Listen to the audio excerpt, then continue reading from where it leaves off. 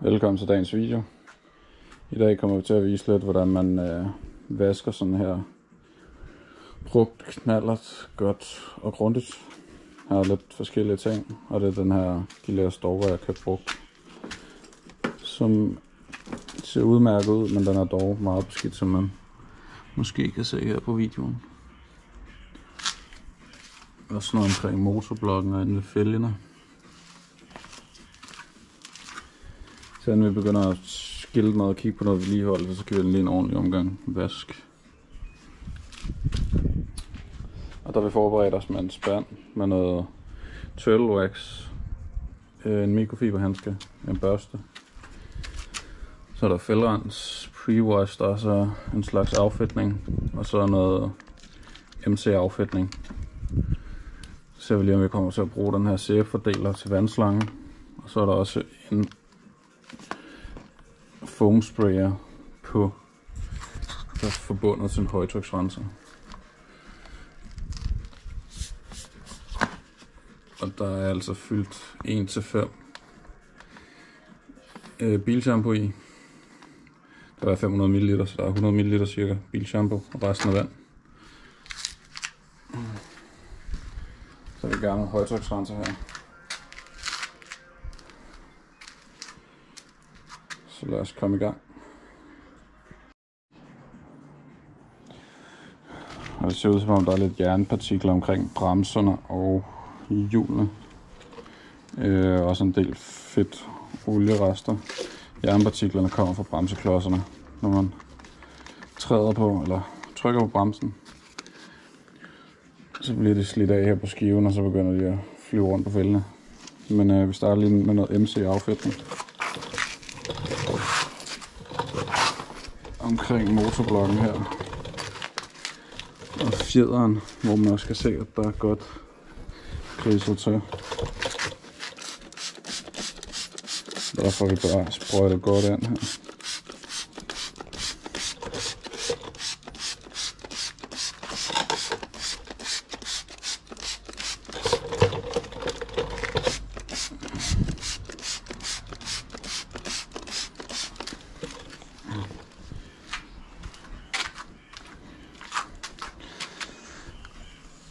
Knallerten har altså ikke været ude at køre, så udstødningen er også kold, som vil være foretræk, hvis man skal til at lægge og vaske det her. Og så er det med at prøve at undgå at stå og fyre en masse vand ind i udstødningsrørets åbning.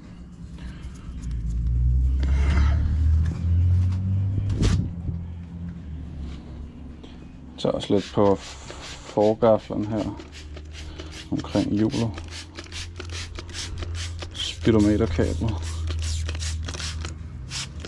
og det nederste her panelerne.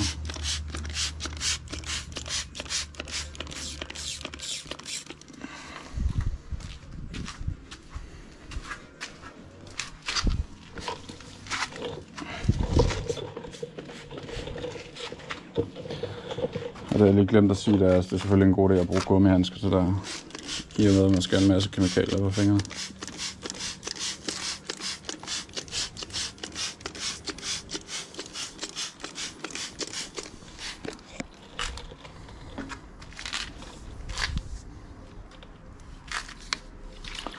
Så også lige at give den lidt fældrens, så vi kan få fjernet de jernpartikler, der skulle være.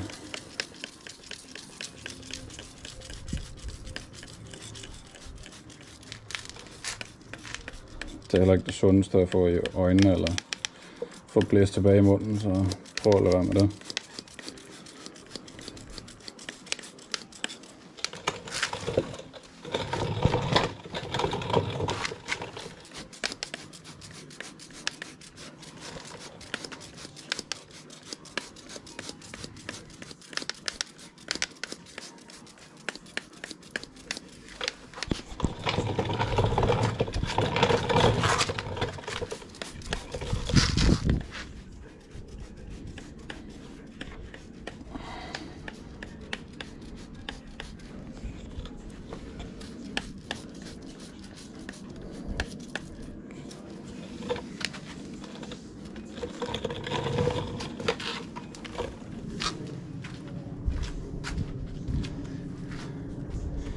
prøver jeg lige at give den en gang skub, så lad det sidde et øjeblik, og så får vi sprøjtet det af med noget højtryksrens.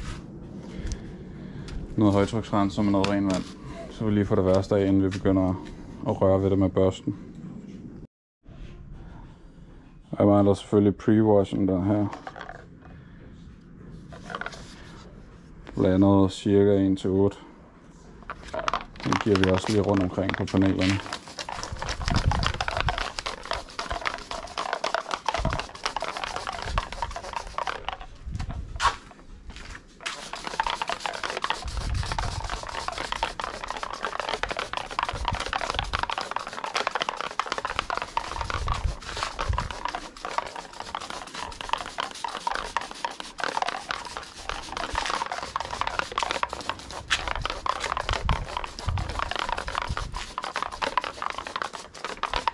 Det giver sig selv at komme godt rundt og få dækket det hele tiden.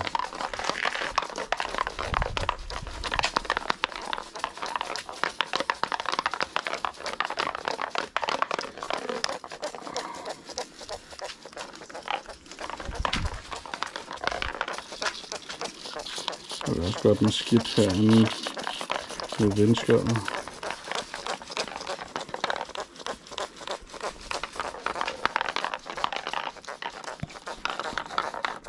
Finder vi lige skumsprayeren frem, eller højtryksrenseren med sæbedispenser. Jeg viser lige, hvordan man sætter den til. Jeg tænker, de fleste ved, at man viser det alligevel. Normalt så skal man jo også slukke for vandet, og der er så tændt for vandet her, så der kommer til at blive lidt noget kris, når vi prøver. Og så en tilslutning her.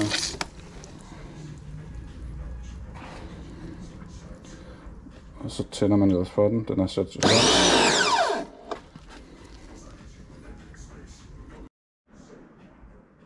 Så er vi ellers klar med sæbeblandingen her i højtryksrenseren. Og få det lidt fordelt her på knalderen.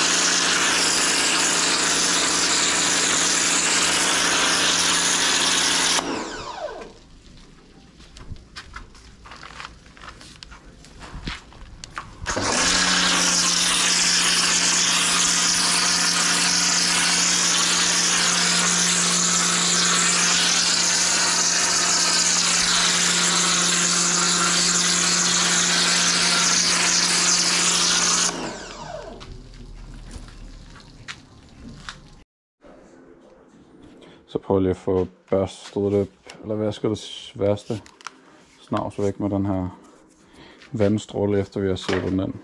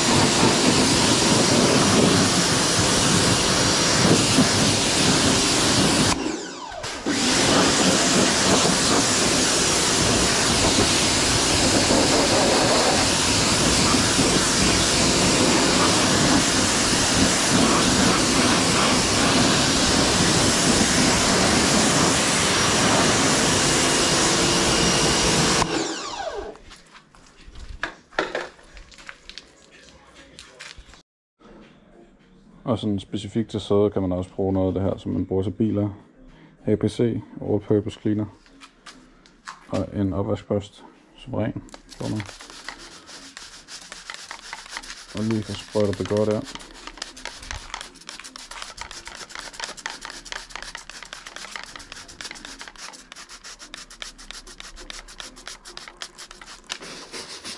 Så lige får børstet den godt af.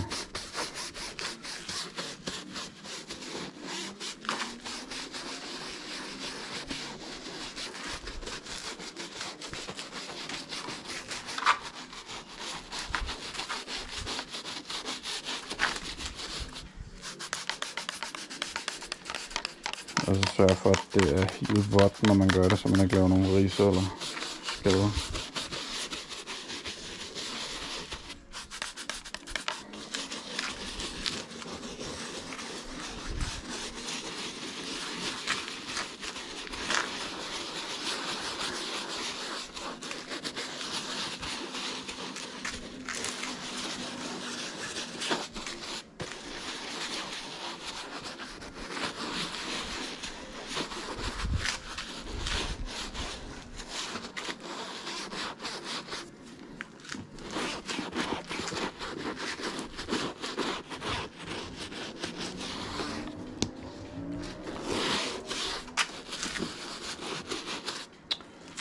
Sådan.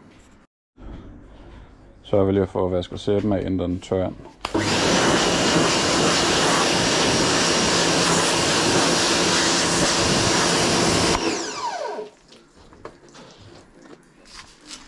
Man skal selvfølgelig holde lidt afstand, så man ikke kommer alt for tæt på sædet. Det er jo blødt materiale. Med højtryksrenser.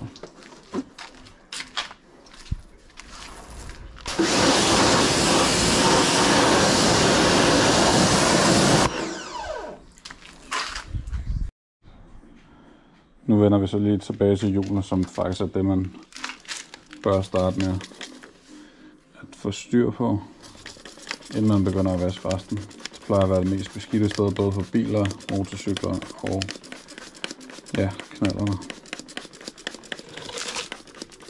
Så nu sprøjter vi lige en fælderens. En fugtig børste. Også med fælderens. Så prøver vi at få det her bremsekliver til at se lidt pænere ud. De er lidt fedtere ind her. Skiven.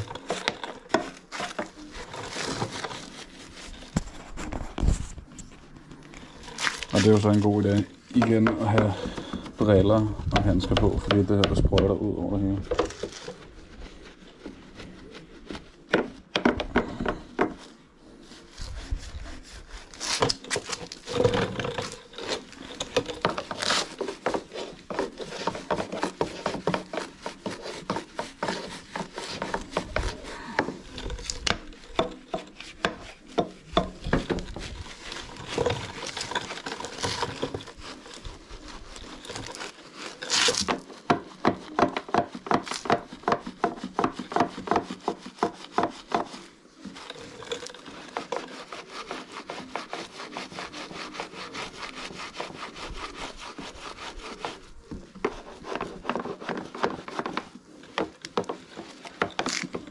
Inden bag skiven her er det lidt svært at komme til, så der må man bare gøre sit bedste her.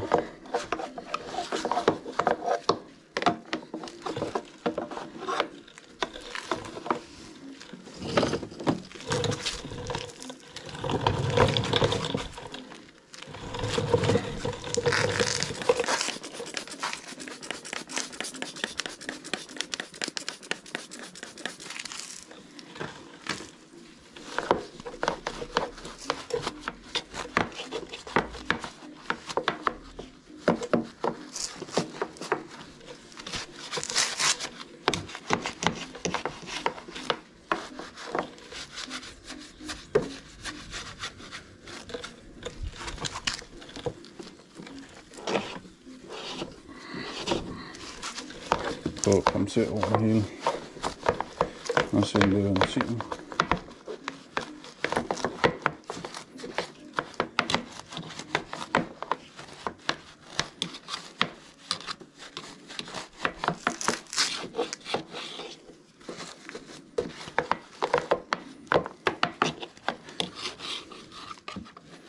et tidspunkt bliver den her altså børste altså mættet med snavs. Og der skal man rent faktisk rengøre den, så man ikke bare begynder at køre snavs og små sten og jeg ved ikke hvad rundt i fælden igen. Og der kan man enten bruge en normal vandstråle, eller det mest effektive er faktisk en højtryksrenser. Hvor du tager børsten ind foran her.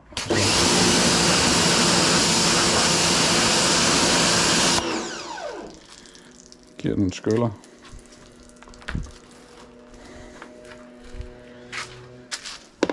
Så sørg for at lægge den et sted, hvor den ikke samler småsten og andet lort op. Og så får vi altså lige skyllet det her igen.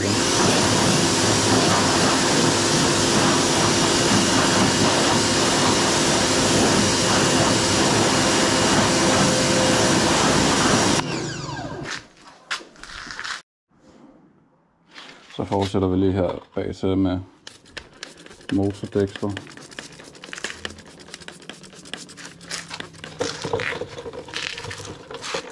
Støddæmperen.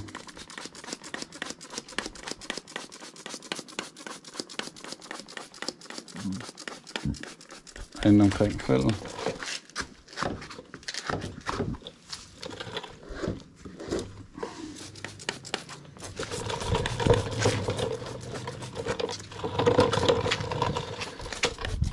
Og den anden side her.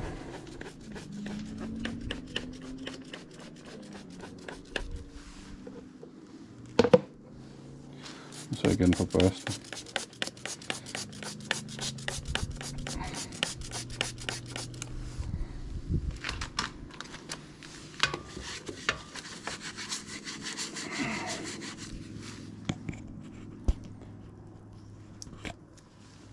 Og det er selvfølgelig en god idé at tage sine fine ting af, hvis man har ringe og smykker og ure og sådan nogle ting. Når man gør det her, så man ikke får lidt kemikalier på.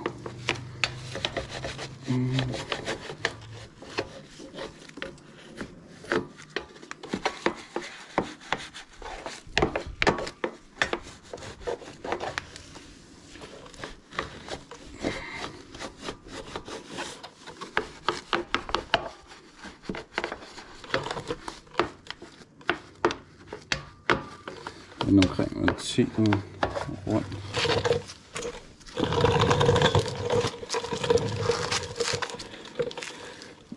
Og dæksel her.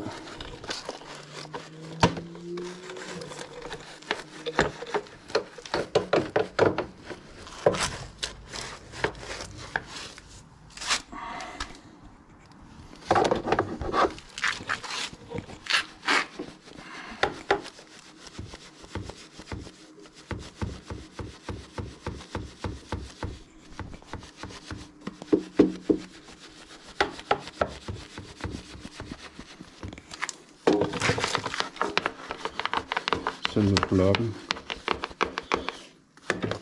ind omkring hjulet.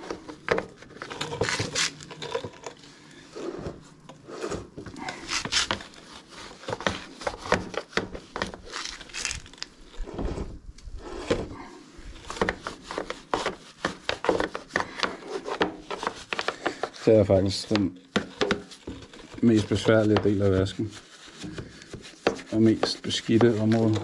Det er omkring hjul og nederdel af køretøjer, om der så er knaller, biler eller motorcykler. Og det er en god idé at få vasket først, så det ikke ligger og blæser op, mens man vasker resterende del af køretøjet.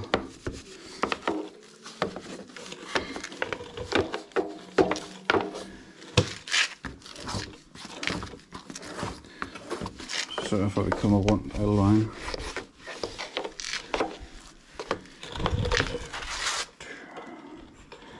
Og så skal vi til at spule det med noget vand.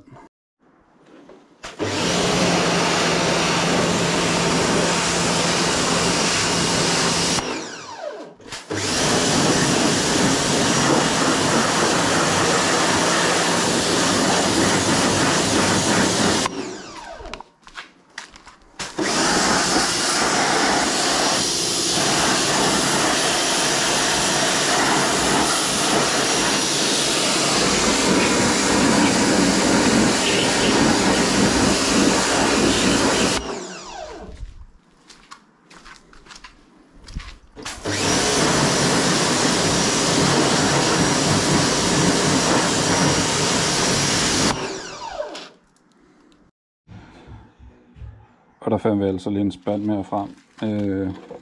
Bare lige for at forklare det her princip med, at du har en spand med sæbe i, det er den her spand. Og så har du en spand med ren vand, som du skyller din klud, når du tørrer panelerne af, og der kommer skidt på. Så skyller du den. Klemmer vandet ud af den i spanden med ren vand. Og så tager du noget sæbevand herfra.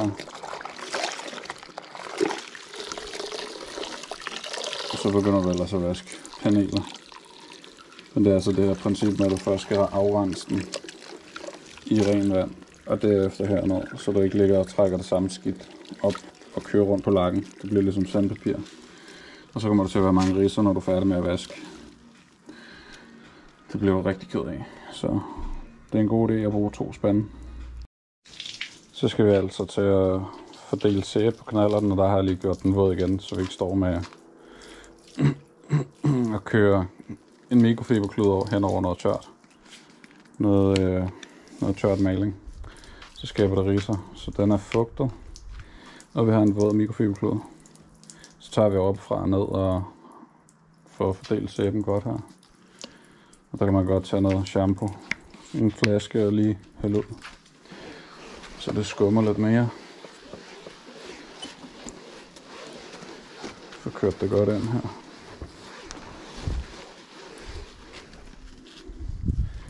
Tag instrumentbrætter her.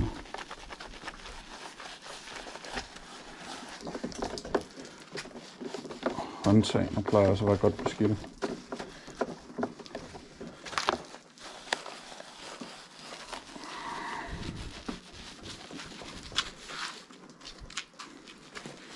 Sidespejler.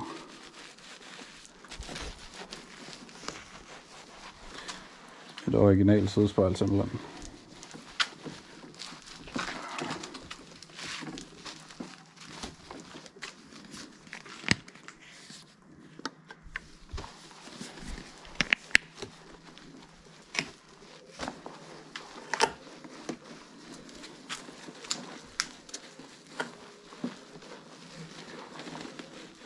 Og her er det altså vigtigt kun at aftørre de øvre paneler. Det er dem, som rent har mindst skidt på sig. Så man ikke lægger sværet ud på hele knalleren. Skal vi se her.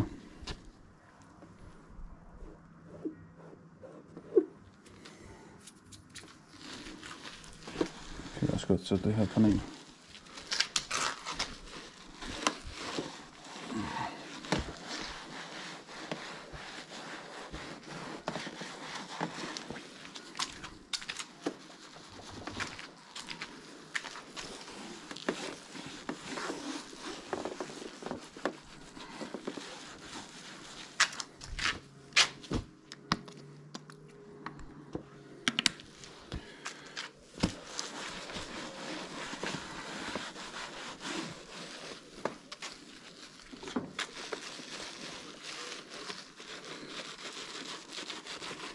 Prøv at få tørt knapperne af og skjoldet her.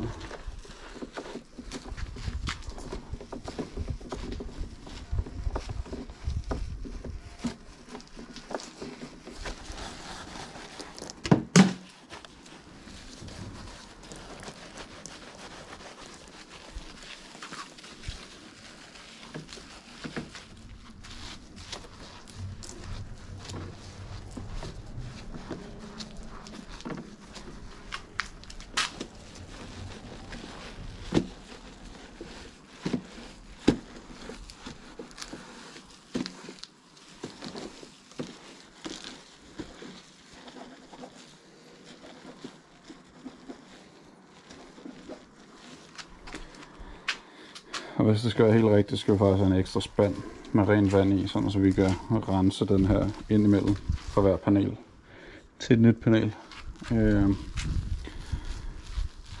Men det har vi ikke lige pt. Så det bliver lige børsten, jeg tager fodlæsten der med, så den er lidt mere grov og lidt mere beskidt, så den får lige en tur med børsten. Og igen får det skyllet af.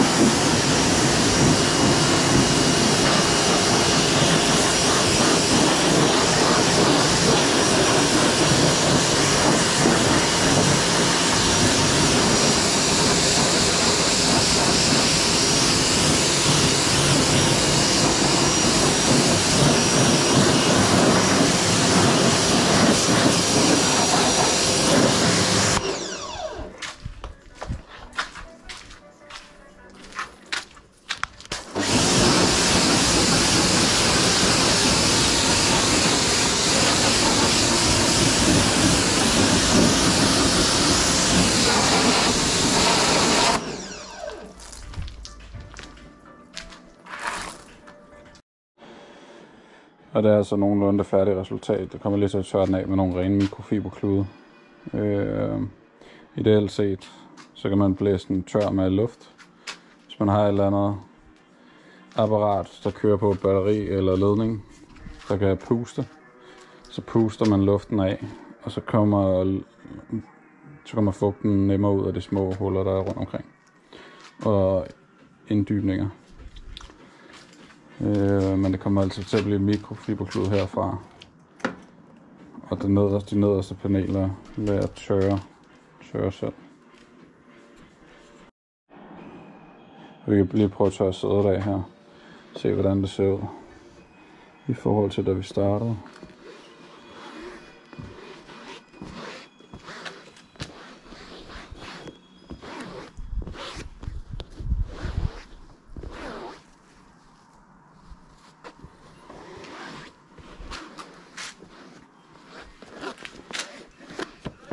Der kan man vist roligt sige, at der er sket en markant forbedring.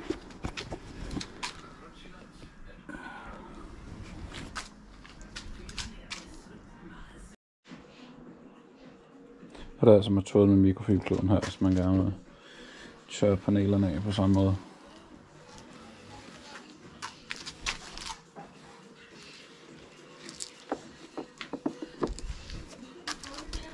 Så sørg for at kigge efter og vende kluden, hvis der kommer noget skidt på, så man ikke ligger og trækker det rundt på hele lakken.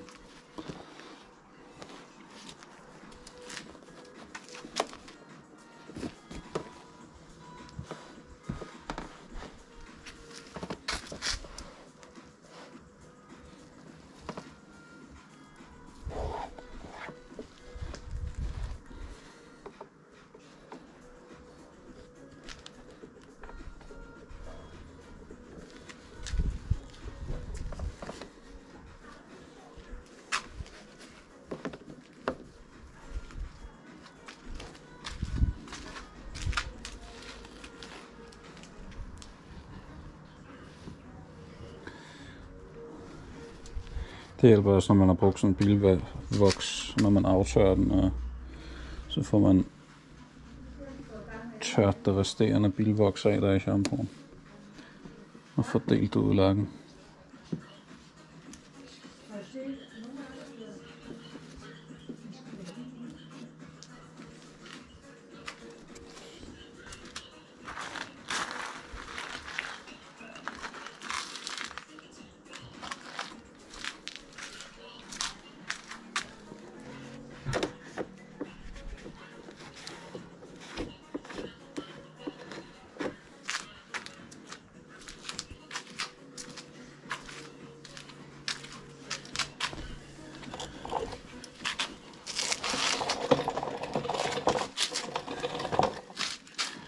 Selv fjederen er blevet en del pænere.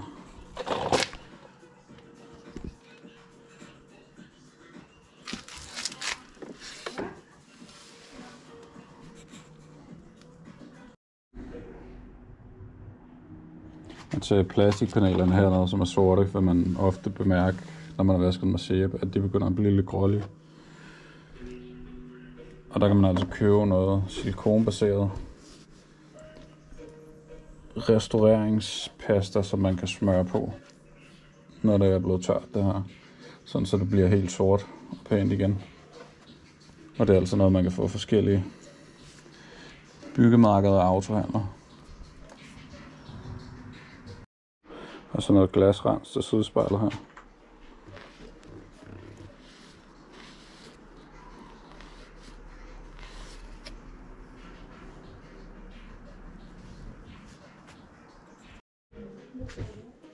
Så nogenlunde det færdige resultat her. Kan man eventuelt komme noget voks på. Det er altså det færdige resultat her.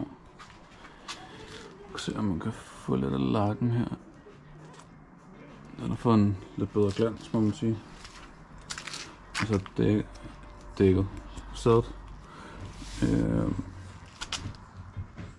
Jeg ved ikke, om man kan se det på videoen, men det er i hvert fald blevet rent som nyt her.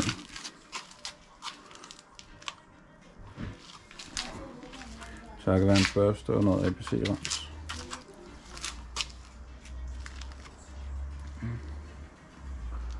Hvis man gerne vil have det her sort igen, som sagt, så er det med at finde noget shine med silikone.